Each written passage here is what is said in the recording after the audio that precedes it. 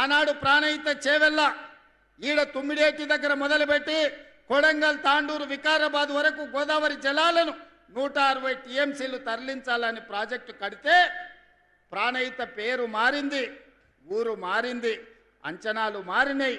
1,00,000 కోట్లు గోదావరిలో పోసినట్టయింది. కాళేశ్వరం కడితే కూలేశ్వరం అయిపోయింది. 3 ఏళ్లలోనే కట్టుడు కూలిపోడు జరిగిపోయింది. మా ఆదిలాబాద్కు మాత్రం రాలేదు. మా ప్రేమ్ సాగర్ రావు గారు ఎప్పుడు అంటారు, గోదావరి తలా మా పక్కల నుంచే పోతుంది, మాకు మాత్రం నీళ్లు రాలేదు అని. అందుకే ఇవాళ నేను ఈ వేదిక మీద నుంచి మాట ఇస్తున్నా.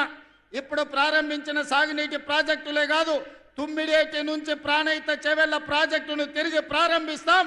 ఆదిలాబాదుకు నీళ్లు ఇచ్చి ఈ ప్రాంతాన్ని సస్యశ్యామలం చేసే బాధ్యత మా ప్రభుత్వం తీసుకుంటుంది. మా సాగునీటి పారుదల శాఖ మంత్రివర్యులు ఉత్తమ్ కుమార్ రెడ్డి గారు సర్వేలు చేపిస్తున్నారు, అంచనాలు సిద్ధం చేస్తున్నారు. తొందరలోనే ప్రాణహిత చేవెళ్ళ తుమ్మిడేటి దగ్గర ప్రారంభించి ఆదిలాబాదు ప్రాంతానికి నీళ్లు అందించి తాగునీరు సాగునీరు సమస్యను పరిష్కరించే ప్రాజెక్టును ప్రారంభించడానికి మళ్ళీ నేను ఇక్కడికి వస్తాను అని చెప్పి మా మిత్రులకు తెలియజేస్తున్నా.